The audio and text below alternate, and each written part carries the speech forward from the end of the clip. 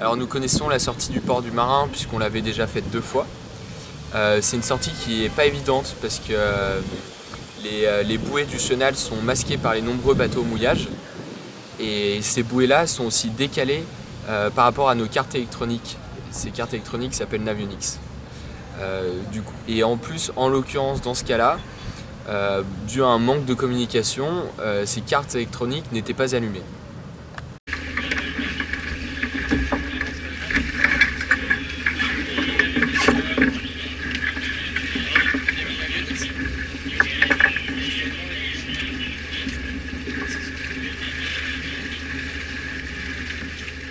J'étais sur le bateau de seulement depuis quelques jours et j'étais pas briefé sur tout. Du coup j'ai une discussion avec Marie sur le balisage. Seulement sur un bateau il faut que les décisions soient prises rapidement et c'était pas le cas.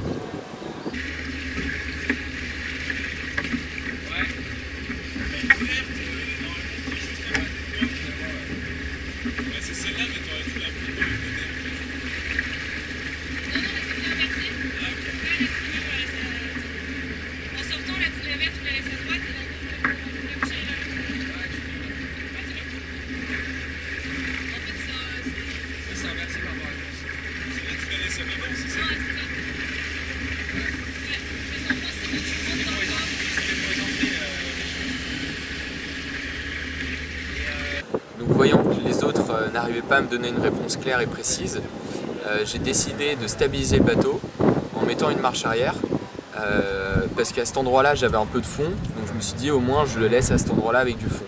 Et après j'ai interpellé Amo qui était complètement étranger à la manœuvre pour l'insérer dans la manœuvre et lui confier la barre.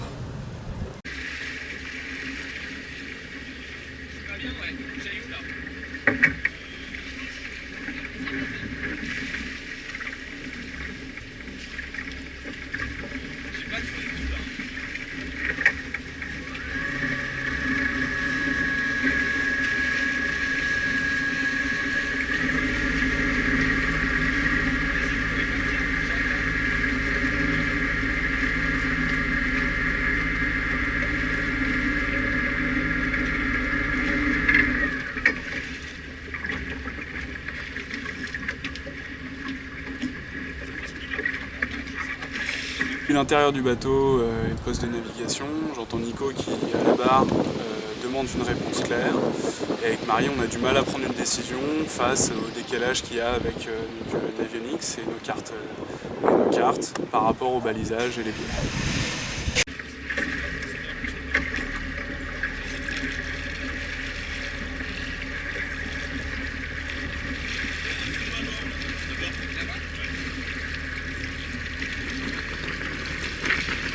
Une fois que j'ai confié la barre à Amo, j'ai couru à l'intérieur pour regarder la carte et pour donner un cap précis à Amo pour qu'on se dégage de ce coin où il n'y avait pas beaucoup de fond. Après, une fois qu'on était dégagé, on a été très attentif aux autres bouées et du coup tout s'est bien passé.